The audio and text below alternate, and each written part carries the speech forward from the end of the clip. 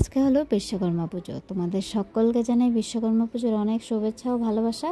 তোমরা সবাই কেমন আছো? আশা করি সবাই খুব ভালো আছো, আমরাও কিন্তু ভালো আছি।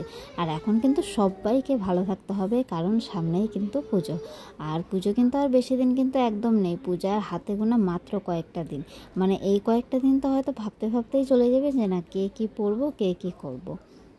কেন কি বিশ্বকর্মা পূজা মানেই কিন্তু দুর্গা পূজা, মানে পূজার শুরুটাই হয়ে যায় বিশ্বকর্মা পূজা থেকে। এই যে ধরো আজকে বিশ্বকর্মা পূজাটা হলো, তো আজকে কিন্তু বিশ্বকর্মা পূজার থেকেই কিন্তু সব পূজা শুরু হয়ে গেল। এরপরে কিন্তু পরপর পূজা কিন্তু লেগেই আছে। তো ছোটোবেলা থেকেই কিন্তু দেখে আসছি যে আমাদের বাড়িতে বিশ্বকর্মা পূজাটা হয়। কেন কি বললাম যে না আমার বাবার গাড়ির ব্যবসা, তো সেই জন্য কিন্তু ছোটোবেলা থেকেই কিন্তু হয়ে থাকে। আর আগে একটু বড় করে হতো, এখন কিন্তু একদমই ছোট করে হয়। কিন্তু ছোট করে হলেও কিন্তু প্রতি বছরই কিন্তু হয়। আর এই বছরেও কিন্তু সেম দেখো আমাদের বাড়িতে কিন্তু বিশ্বকর্মা পূজাটা কিন্তু হচ্ছে। আর ঠাকুরটাকে দেখো, মানে বাবা যে নিয়ে আসছে ঠাকুরটা, এতটা ভালো লাগছে দেখতে, মানে কি বলবো, মানে অসাধারণ লাগছে, অসাধারণ সুন্দর লাগছে, মানে কোনো কথা হবে না। আমি তো মানে কতবার যে ঠাকুরটার দিকে তাকিয়ে আছি যে এতটা ভালো লাগছে দেখতে। আমার কিন্তু দারুণ লেগেছে, মানে খুব ভালো লেগেছে, এত ভালো লেগেছে আমি মানে বলে বোঝাতে পারবো না যে না এত ভালো লেগেছে। তোমাদের সবার কীরকম লেগেছে ঠাকুরটা আমাকে কিন্তু অবশ্যই কমেন্ট করে জানাবা যে কীরকম লেগেছে তোমাদের ঠাকুরটা। তো এখানে যেহেতু ঘরটা বসানো হবে ঠাকুরের সামনে, তার জন্য কিন্তু আমি কিন্তু দেখো হালকা করে একটু আলপনা দিয়ে নিচ্ছিলাম। মানে আলপনা বলতে জাস্ট এখানে একটা ফুল দিয়ে নিচ্ছিলাম, কেন কি আমাদের আবার নিয়ম আছে যে না যেখানে ধরো ঘরটা বসানো হবে সেখানে কিন্তু মানে অল্প করে হলেও আলপনাটা দিতে হবে। সেই জন্য কিন্তু দেখো আমি এখানে অল্প একটুখানি ফুল করে নিচ্ছিলাম। তো এটা যেহেতু শর্টকাট হবে, একটু তাড়াতাড়ি হবে, তার জন্য কিন্তু এরকম করেই আমি ঝটপট করে আলপনাটা দিয়ে দিলাম। আর এখানে দেখো ঘরটা বসাবে। আর পুজোটা যেহেতু খুব সকালে হচ্ছে, মানে এখন বাজে হচ্ছে প্রায় 6:30 হবে। তো 6:30টার দিকে আমাদের দেখো সব রেডি কিন্তু হয়ে যাচ্ছে। তো সেজন্য কিন্তু অনেকটা সকালে উঠতে হয়েছে। আর আমার মেয়ে কিন্তু এখনও ঘুমাচ্ছে, মেয়ে কিন্তু এখনও ঘুম থেকে ওঠেনি। আর পঙ্কজও কিন্তু এখনও ঘুমাচ্ছে। আর বাবা তো সেই ভোরেই চলে গেছে। তো বাবা আজকে এখন পূজা দিবে না গাড়ির, বাবা আসবে, তারপরে বাবা সন্ধ্যার সময় পূজা দিবে। সেই জন্য কিন্তু বাবা ডিউটি করতে কিন্তু চলে গেছে। আর আমি বললাম না আমার বাবা কিন্তু কোনো দিন বসে থাকেনি, মানে আজ পর্যন্ত আমি একটা দিন দেখিনি যে না আমার বাবা হয়তো বসে আছে বা রেস্ট করছে। মানে সেটা যে কোনো কারণেই হোক, আমার বাবার যদি প্রচণ্ড শরীর খারাপও থাকে তাও কিন্তু আমার বাবা কিন্তু ঠিক ডিউটিতে চলেই যায়। তো লকডাউনে আমার বাবা বসেছিল, আর তখনই কিন্তু আমার বাবার মানে ভীষণ শরীরটা খারাপ হয়ে গেছিলো, এতটা শরীর খারাপ হয়ে গেছিলো ভাবতে পারিনি যে না রেস্ট করলে হয়তো মানুষের শরীর এতটা খারাপ হয়ে যায়। তো যাই হোক, ঠাকুরের অনেক ইচ্ছা যে না এখন বাবা ভালো আছে, সুস্থ আছে, এটাই হচ্ছে বড় কথা। আর আমাদের পুজোর জোগাড়টা কিন্তু দেখো হয়েই আসছে। আর মা কিন্তু ঠাকুরকে বরণটা করে নিচ্ছে। তো মা যতক্ষণে ঠাকুরটা বরণ করে নেবে আর আমাদের জোগাড় তো হয়েই আসছে। তো আমি গিয়ে এখন মেয়েকে ডেকে উঠাবো যে না উঠতে হবে, কেন কি এখন পূজা হবে। তো একদিকে ভালোই হয়েছে, কেন কি ও ঘুমাচ্ছিল, তো যতক্ষণ ঘুমাচ্ছিল ততক্ষণ কিন্তু আমি আর মা কিন্তু সুন্দর করে সব জোগাড়গুলো করে নিয়েছিলাম। কেন কি আমার মেয়ে যদি জাগনা যদি থাকতো তাহলে কিন্তু আর এত তাড়াতাড়ি এত ভালো করে কিন্তু জোগাড়গুলো করতে পারতাম না, কেন কি আমার মেয়েকে কিন্তু সব কাজের মধ্যে আসতে হয়।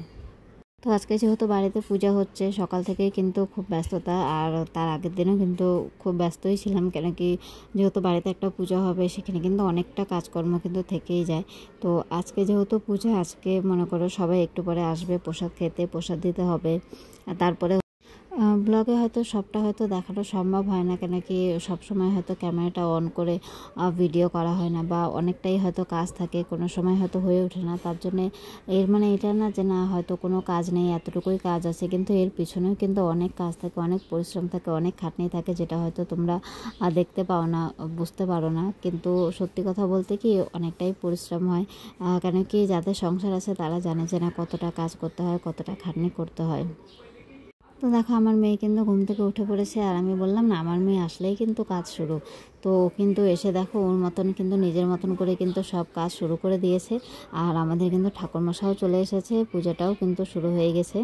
আর আমি আর মেয়ে এই দেখো বসে আছে। আর আমার মেয়ে কিন্তু ঘুম থেকে উঠে কিন্তু চলে আসছে, ও কিন্তু এখনও স্নান ধান হয়নি, কেন কি অনেকটা সকালে পূজা হচ্ছে, তো তার জন্য কিন্তু ওকে আর মানে স্নান করায়নি।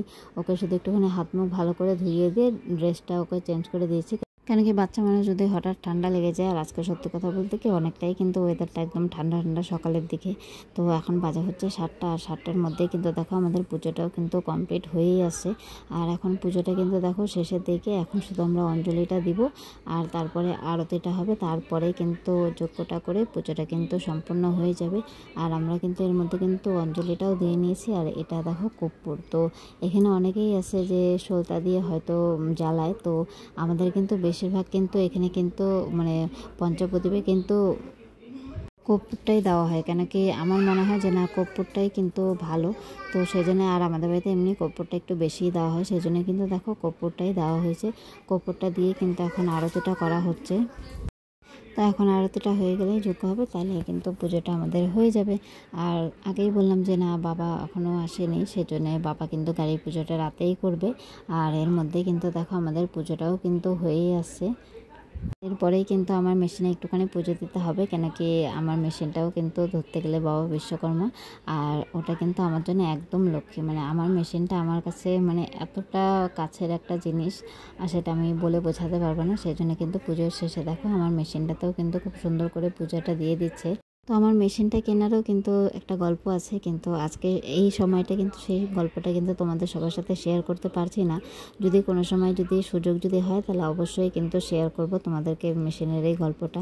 তো পুজো কমপ্লিট করে তারপরে কিন্তু দেখো আমি কিন্তু প্রথমেই কিন্তু চালকোলাটা মেখে নিয়েছিলাম। আর আমাদের বাড়িতে চালকোলা কিন্তু ধরো নারকেল কুড়ো, তারপরে হচ্ছে ছানা, ক্ষীর এগুলো দিয়ে কিন্তু মাখা হয়, তো ফলও দেওয়া হয়। তো আজকে আমি কিন্তু ফলের মধ্যে দিইনি, শুধু নারকেল আর ঘি ছানা দিয়েই মেখেছি। আর এখানে কিন্তু আমি প্রসাদটা এখন সবাইকে দিয়ে দিব, আর তোমরাও কিন্তু চটপট করে খেয়ে নিও প্রসাদটা। আর তোমরা কারা কারা চাল মাখা এরম করে মাখো আমাকে কিন্তু অবশ্যই জানিও। তারপরেই চলে এসেছি সোজা সন্ধ্যার সময়, কেন কি সন্ধ্যার সময় দেখো বুনু এসেছে, বুনু এসে প্রসাদ খাচ্ছে। তো আমি কিন্তু বুনুর সাথে খুবই আর কি মারছিলাম যে বল চাল মাখাটা কীরকম হচ্ছে। তো ও কিন্তু চাল মাখাটা না খেয়েই আমাকে বলছে যে না খুব ভালো হয়েছে, খুব ভালো হয়েছে। যদিও চাল মাখাটা সত্যিই খুব ভালো হয়েছিল। বুনো চাল মাখাটা খাওয়ার পরেও কিন্তু বললো যে না খুব ভালো হয়েছে। ও কিন্তু দুবার নিয়ে খেয়েছে। তো আজকের মতন ব্লগটা এখানেই শেষ করলাম। আর বাবা চলে এসেছে, তো গাড়ির পূজা এখন দিতে যাবে, তো থালা কিন্তু রেডি করে নিয়েছি। আর এখানে কিন্তু প্রদীপটা দিয়ে দিব। আর আমার মেয়ে যেহেতু ঘুমিয়ে পড়েছে হঠাৎ করে, তার জন্য আমি আর বাইরে গেলাম না। তো আজকের মতন ব্লগটা এখানেই শেষ করলাম, আশা করি সবার খুব ভালো লাগবে।